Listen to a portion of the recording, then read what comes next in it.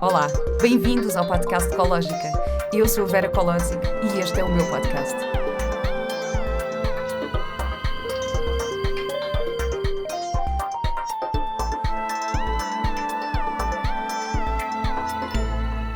Olá e bem-vindos a mais um episódio do podcast Ecológica e mais uma vez no Art Kaizen. E o meu convidado de hoje é o Nuno de Carvalho Mata. Eu tenho sempre tendência a dizer Nuno Carvalho da Mata, mas na verdade eu devia dizer Nuno Carvalho da Moita, porque tu és da Moita.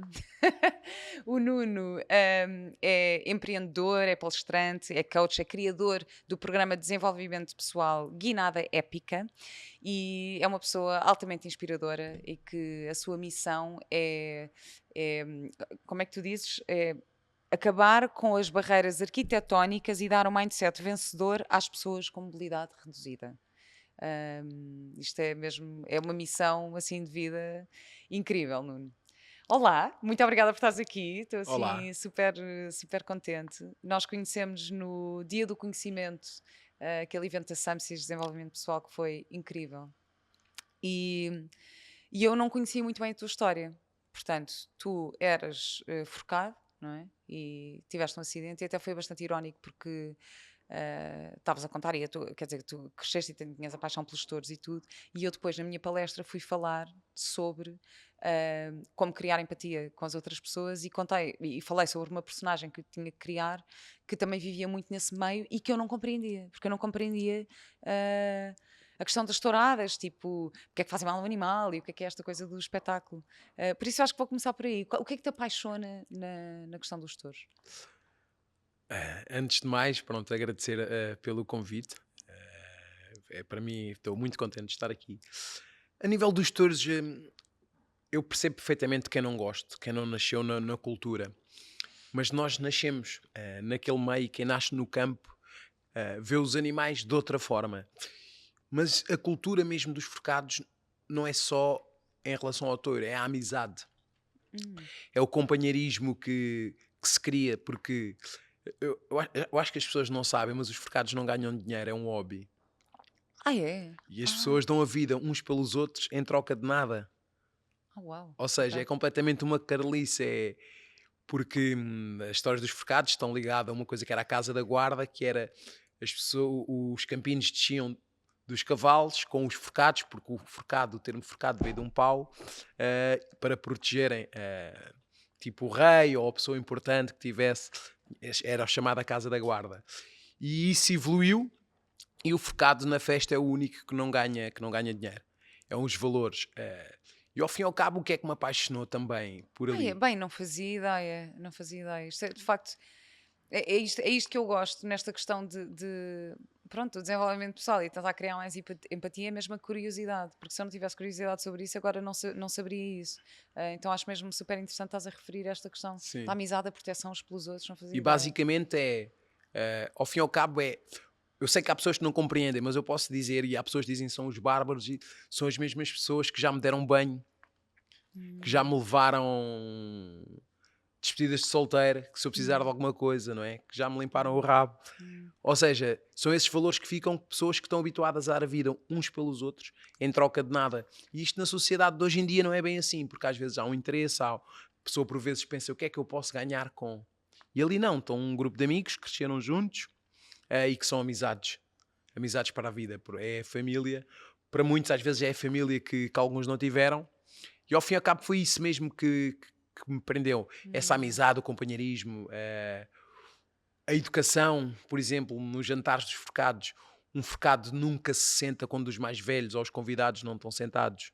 Tem que haver essa educação, os mais novos carregam as malas dos mais velhos.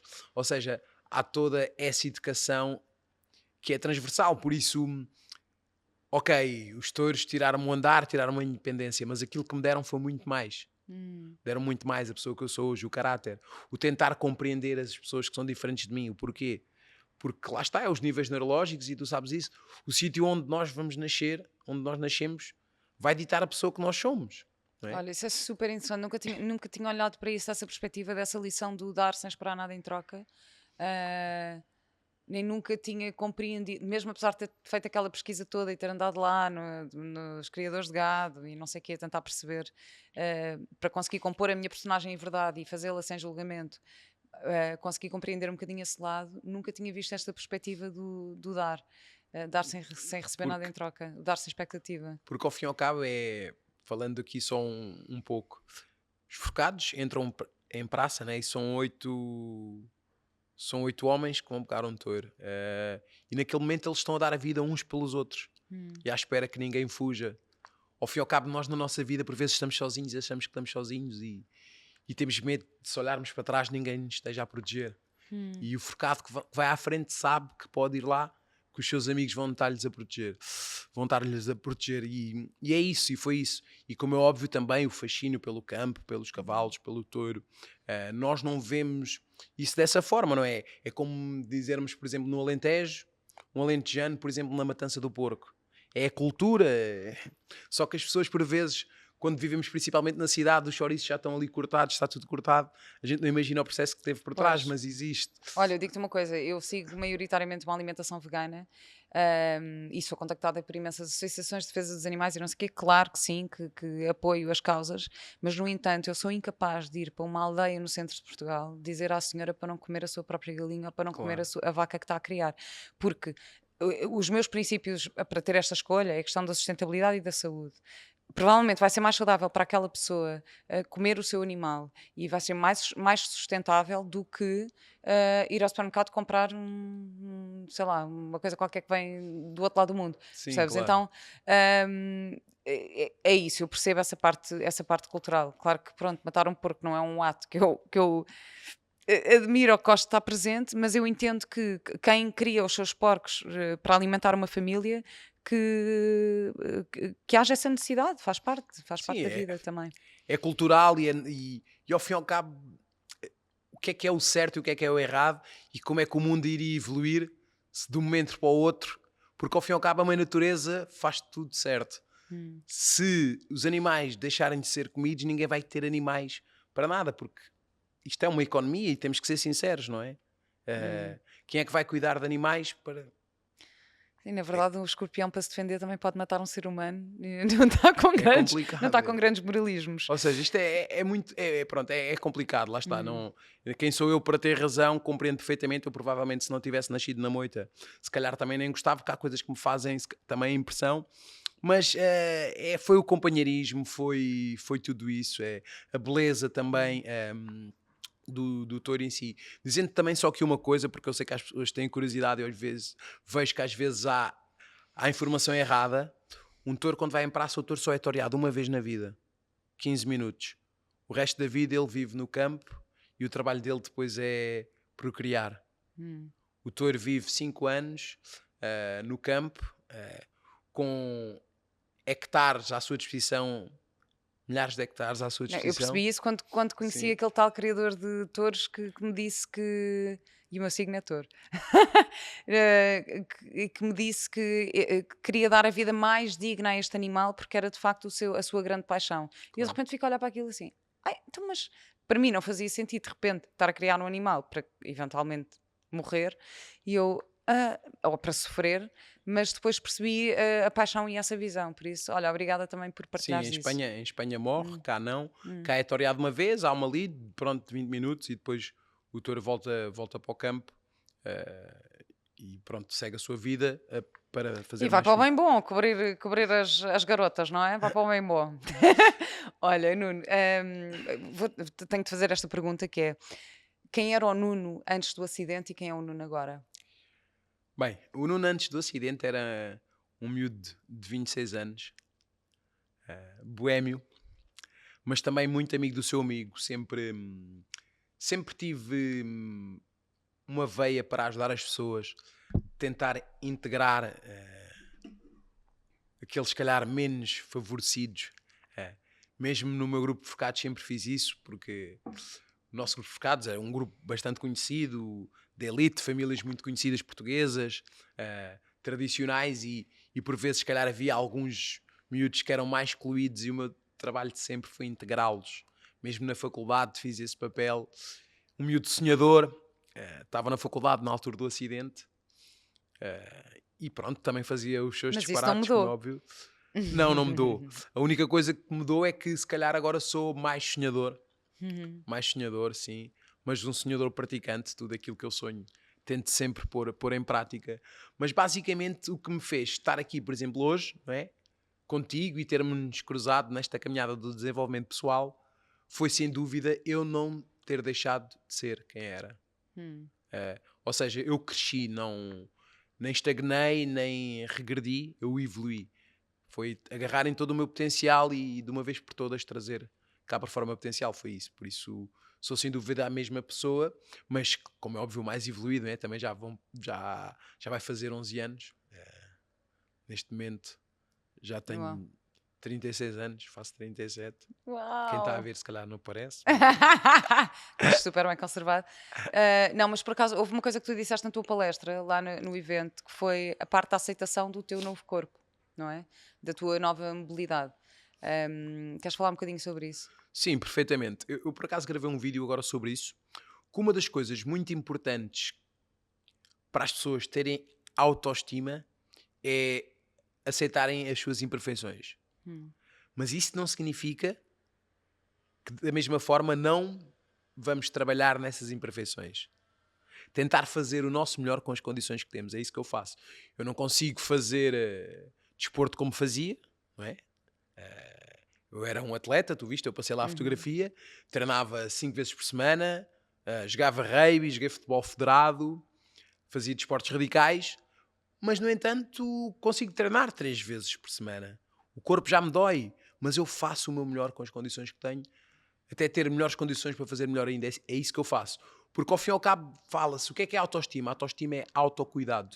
É nós termos cuidado connosco próprios. E eu tenho cuidado comigo, eu tento fazer o meu melhor. Basicamente acaba por ser isso. E a aceitação foi, ok, o Nuno já não é o Nuno atleta, o Nuno agora vai ser outro Nuno. Se eu ficasse lá no passado à espera de voltar a andar, ou o Nuno que tinha aquele corpo, que foi calor do ano, eu ia estar a viver com dor, porque quem vive no passado... Disseste o calor do ano ou o calor do ano? É que eu ia dizer, oh, he's just like so hot, ele é o calor do ano. Fui o caloiro do ano. Caloiro. Mas Eu preciso o quando calor ganhou... do ano, não é o calor do ano. Mas olha, mas agora vou-te dizer aqui, e quem for ver este episódio e andou comigo na faculdade vai comprovar, eu quando fui o calor do ano fiz uma dança da chuva com uma cueca de tromba de elefante, nu, só cueca, a chover. Que era... Há vídeos disso, Nuno, por favor. Eu acho que por acaso há umas imagens. Porque... Tu queres já passar para o tema da tromba do elefante? Vamos já passar aí, é? Nós passamos e quando já foi para eleito esse o tema. calor do ano foi com a parte da dança da chuva, porque por acaso na nossa faculdade havia um ritual que era o leilão do barrasco. Os calores eram chamados barrasquinhos e o leilão, cada calor para concorrer fazia a dança. E por acaso, pronto, foi o calor do ano, mas também com uma dança de calor. Muito bom, muito bom. Very hot dance with a tromba ali a balançar. Já vamos falar sobre isso. Mas olha, eu gostei muito dessa parte que tu falaste da aceitação, porque acho que aquilo que tu dizes também tem muito a ver, ou seja, esta relação de aceitação do corpo com a autoestima, com as mudanças, eu relacionei muito com isso na questão do envelhecimento. Sabes?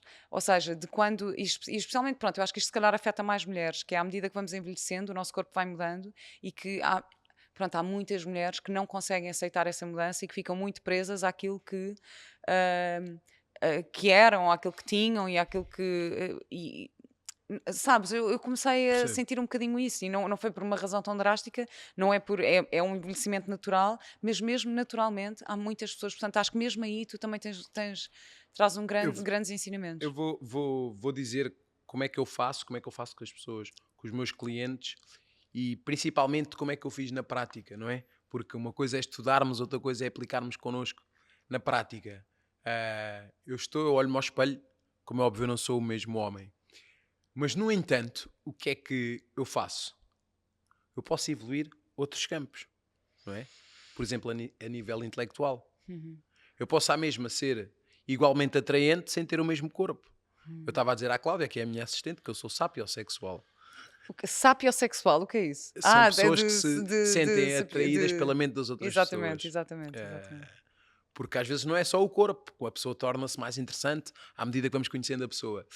E ao fim e ao cabo acho que passa por uma evolução, aceitar que o tempo não vai voltar para trás.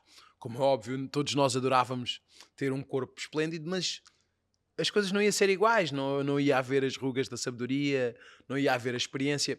E ao fim e ao cabo passa, claro que eu há dias que olho-me ao espelho e, e não gosto de nada do que estou a ver, faz parte. Mas isso também obriga-me a agir, porque a dor emocional é igual à dor física. Significa que alguma coisa está mal e que vamos ter que fazer alguma coisa para evoluirmos. Olha, eu adorei teres falado também aqui nas rugas da sabedoria, isso é um dos temas abordados. Tenho na Ecológica o curso de Yoga Facial, com a minha professora de Yoga Facial, que é a Paula Sá, que eu adoro, porque é uma abordagem mais holística também, o envelhecimento e tudo isso. E ela fala exatamente sobre esta ruga aqui do... Bem, eu estou a apontar as minhas... Desculpa, eu não me sinto eu com estas unhas, que isto são unhas de personagem, mas esta ruga aqui, que é o bigode chinês, esta ruga significa sabedoria. Bom, e no meu caso também acho que é porque eu me rio muito, então. Também. O que é ótimo, portanto, É é tudo, ótimo. são rugas associadas a emoções positivas, o que também nos leva a olhar para as rugas de outra maneira. Portanto, isto é também um dos temas abordados no curso de Yoga Facial, vão lá espreitar, e para além disso, ela propõe uma série de exercícios para conseguirmos, porque o Yoga Facial também é uma abordagem mais holística ao envelhecimento, então é mesmo aprendermos a olhar para nós, fomentar essa autoestima e trabalhar as nossas rugas para crescermos de uma forma mais harmoniosa, para envelhecermos de uma forma mais harmoniosa, tal como tu, na verdade, não é? Que tu tens um corpo diferente, vais fazendo exercício para conseguires que, Dentro da minha possibilidade. dentro da tua Porque possibilidade... era o que eu te ia dizer. A dor física e a dor psicológica, elas trazem uma mensagem. O nosso corpo é demasiado inteligente e o nosso cérebro.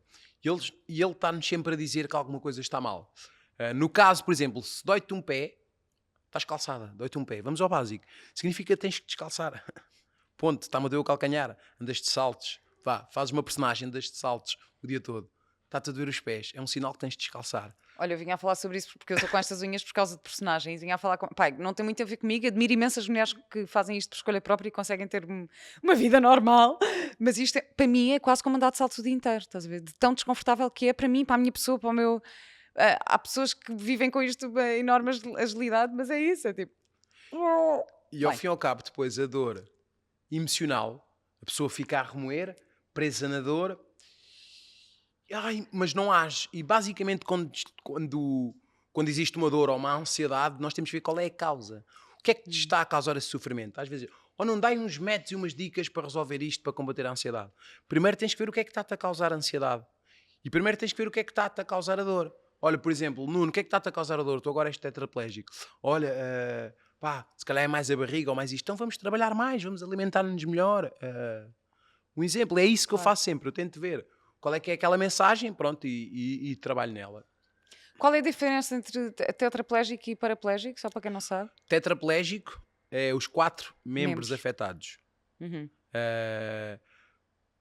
Eles até podem ter movimento, mas estão afetados. Como podem ver aqui, as minhas mãos estão afetadas porque é afetado os traços finos. Uhum.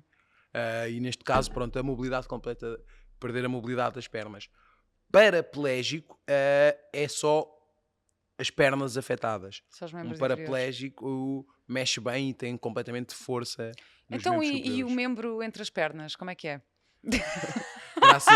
Graças a Deus sobreviveu, podia não ter sobrevivido. Pronto, mas nós falámos sobre isto lá no evento, pá, porque eu conheci a tua mulher e tu tens um filho de 3 anos? 4? Dois. 2 anos, tens um filho de 2 anos, ou seja, já tiveste o teu filho já depois do acidente. E eu fiquei intrigada, é assim, eu tenho que fazer estas perguntas porque eu não sei nada sobre isto.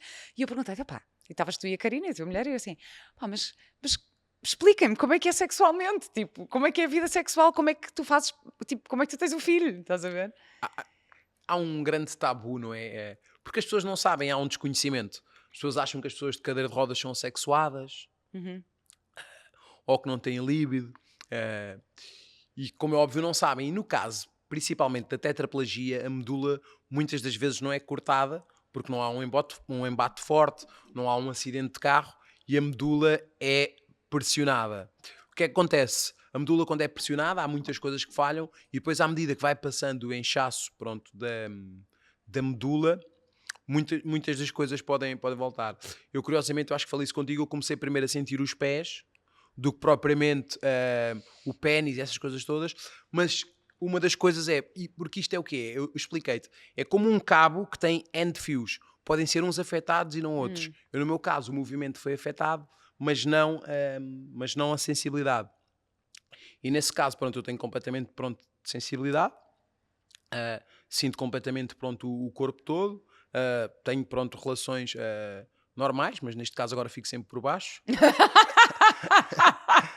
Exato. Que bom, também dá para ser criativo. Mas também foi uma coisa que eu percebi que e há também esse tabu, as relações sexuais também não são só penetração. E acho que muitos casamentos também acabam porque os homens não percebem que temos que dar prazer às mulheres, acham que o prazer é só para eles, e ao fim e ao cabo quando isto também acontece, eu comecei também a ver o sexo também de outra forma, com mais tempo, mais atenção, e ao fim e ao cabo acaba por melhorar uma relação se nós estivermos ali no momento presente. As pessoas nunca estão onde estão, né? O António Variações dizia, só estou bem onde não estou. E se estivermos no momento presente, havendo penetração ou não havendo, acho que as pessoas conseguem ter um bom sexo se estiverem preocupadas com o que a outra pessoa gosta, com o que a outra pessoa quer. E isto é desenvolvimento pessoal, porque é empatia, não é? O que é importante para mim eu já sei, mas o que é importante para a outra pessoa? Olha, grande lição, espero que estejam muitos homens a ouvir esta conversa, que isto é mesmo preciso que se diga isto, pá, temos que falar sobre isto. Mas depois, a nível e houve uma coisa que tu me explicaste, pá, eu quero deixar isto aqui porque isto era uma curiosidade enorme que eu tinha e que não percebia. Porque depois acabou por ser inseminação. Sim, exatamente. Inseminação. Sim, porque uma das coisas foi... Os espermas é completamente saudáveis. Pronto, eu tenho ejaculação, pronto, normal. As primeiras vezes era auxiliada com uma máquina vibradora, uma espécie de uma máquina vibradora. Que que maravilha! Eu vendo dessas na minha plataforma. Podem lá ir, loja.cologica.com. E aquela máquina, por acaso, é uma máquina... Às vezes as pessoas perguntam, mesmo outros tetras e casais não sabem que existe, porque há pessoas que... Ao princípio eu acho que a lesão dificulta um bocado a ejaculação normal, mas depois à medida que a pessoa vai praticando mais, a ejaculação normal volta. Mas essas máquinas existem mesmo, é o vibroestimulador, pronto, para quem ouvir ou conhecer algum amigo tetra, alguém na situação, mesmo paraplégico, essas máquinas existem. E o que acontece foi, um tetraplégico... São máquinas específicas para tetraplégicos? Essas sim, é um vibroestimulador. Uau, espetacular. Um vibroestimulador. Mas porquê? As mulheres não podem experimentar? Podem. Eu acho que o efeito é muito superior a estas máquinas do mercado. É? Como é que se arranja isso? Eu depois posso pular o link. Depois manda-me o link disso. Não, mas... ok, então é estimulado... Ok. Sim, inicialmente, pronto, assim, eu lembro perfeitamente, depois do acidente, a primeira vez que tive uma ejaculação foi ao fim de 6 meses, e foi auxiliado, pronto, com a máquina. À medida que depois foi evoluindo a nível sexualmente e tudo mais, pronto, hoje em dia tenho uma ejaculação completamente normal, só que como os tetraplégicos e os paraplégicos passam muito tempo sentados, os espermas aquecem. Pronto, os espermas ficam... porque os tintins não andam ali ao ar livre tanto, não é? Estão muito tempo sentados, temperaturas altas, e os espermatozoides acabam por ficar mais lentos. E nesse processo de ficar mais lentos, acabam por não conseguir, pronto, chegar ao óvulo. E então, pronto, nesse caso tentou-se e depois fizemos então, pronto, a inseminação e pronto, como era completamente saudável. Espetacular, obrigada por este esclarecimento. E homens que estão por aí a ouvir isto, não se esqueçam, temos que também pensar muito em dar prazer ao outro e não foi essa a tua lição. E que sexo não é só penetração. Bom, então olha, vamos voltar aqui um bocadinho atrás. Tu dizes também que houve... tenho aqui uma pergunta para ti também em relação ao antes e ao depois, que é, os teus princípios e valores mudaram desde antes do acidente para depois? Eu acho que eles vão sempre evoluindo. Não é? Houve assim alguma coisa que tenha mudado ou que tenha havido assim uma transformação mesmo radical? A nível de princípios e valores? Não, mas eu mudo de opinião, por vezes, em relação a coisas. Normal. Claro. Estou evoluindo, por vezes tinha uma opinião sobre uma coisa e depois evoluo, vou evoluindo, se calhar conheço melhor a opinião da outra pessoa, ouço, não é? Ouvir para perceber, não para responder. Exato. Mas os valores principais, porque o que é que acontece? Por norma, no desenvolvimento pessoal, não é? Diz que as pessoas têm 8 valores. Os 8 valores principais, não é? O Tony Robinson defende muito isso. Eu tenho os meus valores da minha educação, o ajudar o próximo, mas eu não creio que tenha assim mudado muita coisa. Claro, agora depois de ser pai, há coisas que eu vejo de outra forma, estou mais atento, mas os valores em si, se calhar os principais, eu diria que não. Eu diria que não. Agora, como é óbvio, os valores podem, o que faz sentido hoje, amanhã não faz. Eu se calhar posso dizer uma coisa. Sim, agora pensando melhor, posso dizer uma coisa. Eu era uma pessoa que, se calhar, era mais... Entrava, se calhar, mais num debate, a defender, se calhar, a minha opinião. E hoje em dia já não faço isso, porque... E Dale Carnegie diz isso. Dale Carnegie diz isso. A melhor maneira de vencer uma discussão é evitá-la. E então eu hoje, como é óbvio, eu estou muito mais sábio e mais velho, já evito. E se calhar uma das coisas que eu mudei é a minha opinião deixou de ser importante. Apesar de eu ter a minha opinião, mas às vezes a opinião só traz mais discussão. E às vezes eu gosto de compreender, como é óbvio, sou uma pessoa persistente, mas uma coisa é persistente, outra coisa é teimosia. Teimosia é como uma galinha a bater no mesmo vidro e sem dar a volta. Persistente é tu bates no vidro, vês que não passas e dás a volta. É diferente. E as pessoas confundem persistência com teimosia. E então, mas sim, eu diria que é isso. É tentar compreender, empatia. Se calhar foi uma das coisas que mudou, mas isto não é propriamente um valor, mas se calhar o que mudou bastante, se calhar foi isso. Tu falas também tu, ou pelo menos falou-se sobre isso, que não gostavas de ler e que passaste Sim. a ler imenso. E dizes que houve um livro específico que mudou a tua vida. Que livro foi esse? O Trata a Vida por Tu, do Daniel Sangueira. Então, conta-me, o que impacto é que teve em ti? Então, basicamente foi numa altura da minha vida que eu estava estagnado na minha zona de conforto. Acho que todos nós passamos por isso em várias fases da nossa vida. O que é o normal, nós temos que abrandar. Por exemplo, nós estamos aqui agora na tua zona de conforto. Tu estás a evoluir e tens as tuas coisas, mas volta na volta há sempre aquele dia que tu queres mais, não é? Mas eu naquela época específica, eu estava ali meio perdido, ia fazendo as minhas coisinhas e não estava ali com aquele input, não tinha mesmo aquele meu propósito. E um amigo meu recomendou-me ler um livro. Lê o livro aqui do Daniel Sá Nogueira, acho que vais gostar. Porque eu tinha mudado de casa, tinha adaptado a minha casa, era tudo novo para mim. Eu não estava habituado a andar na rua, aos olhares indiscretos, não é? Ai, vai ali um tetraplégico. Porque se as pessoas pensarem, quem estiver a assistir este episódio, não estamos habituados a ver muitos tetraplégicos na rua, certo? Certo, até porque infelizmente a acessibilidade não é tão fácil. Exatamente. Por dois grandes fatores, a acessibilidade e o poder económico. E então, para mim era tudo novo, não é? Eu passei daquele miúdo apaixonado pelo desporto a um miúdo com um corpo diferente, a tetraplégico. E então tive que me habituar a isso. E quando li o livro do Daniel, eu então tinha a minha casa adaptada e o Daniel dá lá uma ferramenta que eu depois mais tarde vi que aquilo é adaptado a português, que é o método Rosa. E o método Rosa é realidade, objetivo, solução e ação. E eu quando comecei a ver o método Rosa, qual é que era a minha realidade? Eu estava em casa, estava-me a fechar cada vez mais, estava a evitar os amigos, não queria pedir ajuda, porque temos de ter a humildade de pedir ajuda. E as pessoas por vezes estão a sofrer e acham que pedir ajuda é um ato de fraqueza. Não. Pedir ajuda é mostrar força, é teres a força necessária para quereres-te agarrar à vida, para quereres sobreviver. Por isso, se alguém estiver a sofrer, fale com alguém, porque uma tristeza dividida ela é atenuada. E eu falei com esse meu amigo que precisava de um wake-up, e nesse momento qual era a minha realidade? A minha realidade é que eu era tetraplégico, eu estava-me a isolar, a minha casa não estava totalmente adaptada, mas eu queria viver. E eu iria ficar sempre tetraplégico. Então depois qual é que era então o meu objetivo? Chegando ao meu objetivo era sair, viver, construir uma família, dar a vida que a minha esposa merecia, que ficou ao meu lado. Ou seja, eu não podia estar a arrastar ela para um túnel, não é? Para um lado negro. E esse era o meu objetivo. Depois chegando ao S, qual era a solução? Era adaptar a minha porta, era conseguir mexer no telefone, ou seja, um conjunto de ações que eu fui apontando e depois chegando ao A, a ação.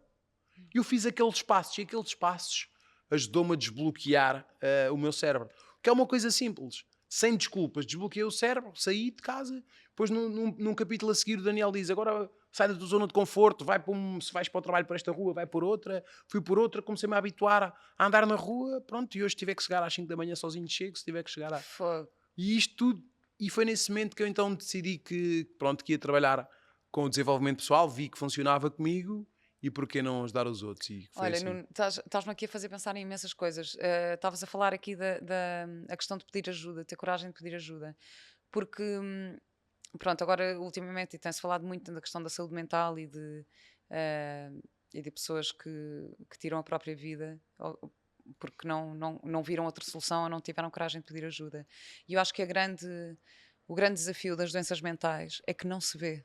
Não se vê, então tu nunca sabes o que é que uma pessoa que está aparentemente bem ou que está a sorrir e que está não sei o quê pode estar com uma depressão profunda ou pode estar com uma questão mental grave e depois não tem coragem de pedir ajuda. Isso é uma coisa que mexe tanto comigo, sabes? De pensar que porque é isso, imagina, tu pedes ajuda, mas as pessoas veem, eu sei porque é que tu estás a pedir ajuda, não é? E acho que este é o grande dilema aqui da saúde mental também, é não se ver, sabes? E por isso também, agora estavas a falar de outra coisa, que é a questão de, pronto, já consegues também ter alguma independência e não sei o quê, apesar de ter as pessoas que cuidam de ti, a questão do cuidador também, não é? Porque imagina, a Karina está contigo desde já, há quantos anos é que vocês estão juntos? 15 ou 16. Há 15 anos. Isto porque eu também conheço um caso de um casal que ele também teve um acidente e ficou, não sei se ficou paraplégico ou tetraplégico, mas pronto, ficou numa cadeira de rodas e ela passou a ser cuidadora. E houve uma altura que ele estava a entrar um bocadinho no lugar da vítima, de não sei o quê, e ela teve mesmo que pôr um travão e dizer: olha, eu não estou aqui para aturar a vítima, tipo, ou vamos dar a volta e eu estou aqui para isto, agora também não vou estar.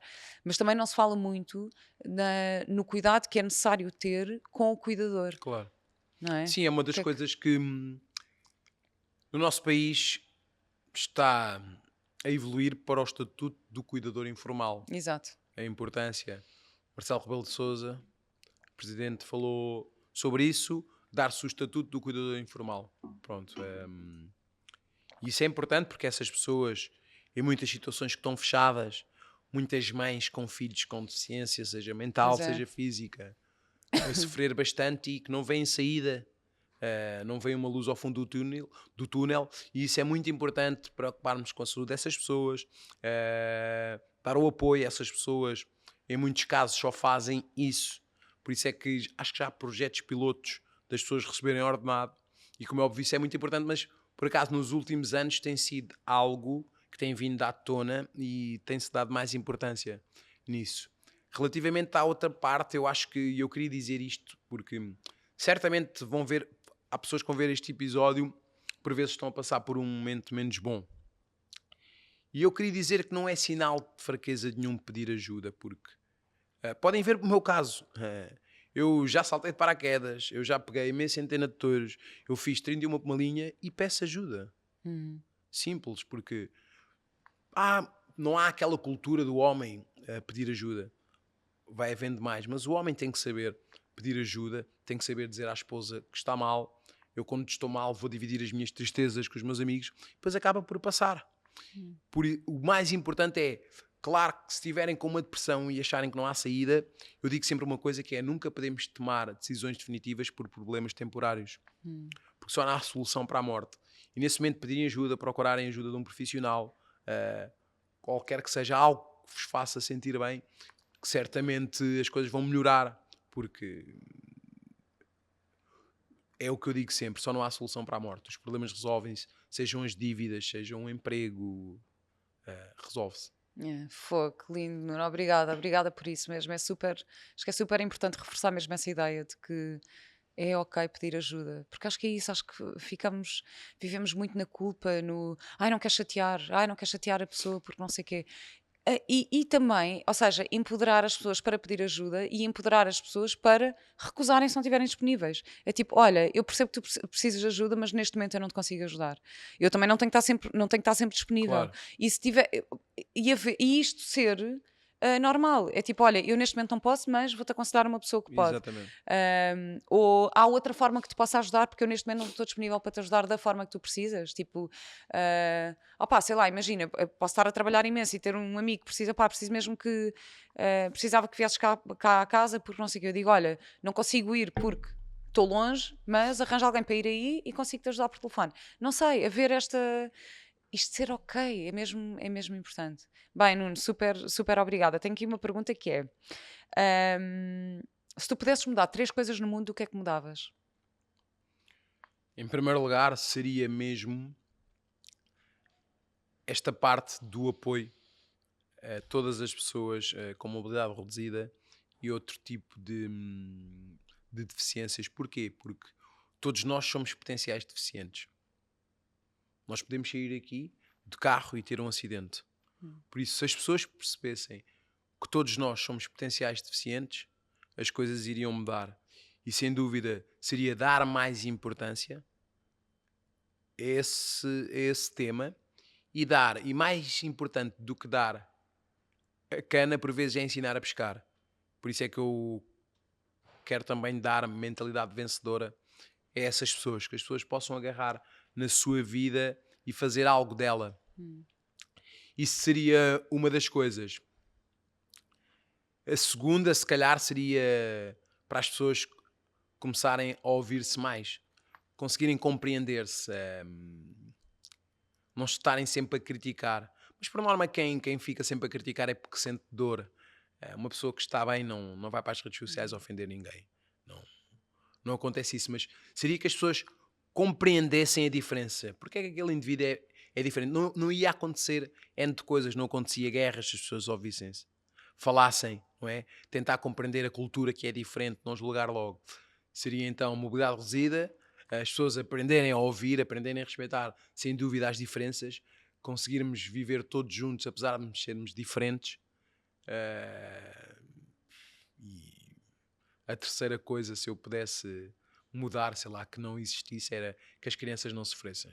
Que Se calhar lindo, seria super isso. obrigada. Que conversa tão boa e inspiradora e maravilhoso. Bom, queria só deixar aqui a nota de que para patronos, vamos aqui continuar um bocadinho esta conversa para falar sobre liderança, que também é um dos teus temas, e por isso é isso, vamos falar aqui um bocadinho sobre isso. E tenho a última pergunta para ti, que é: qual é a tua ecológica de vida?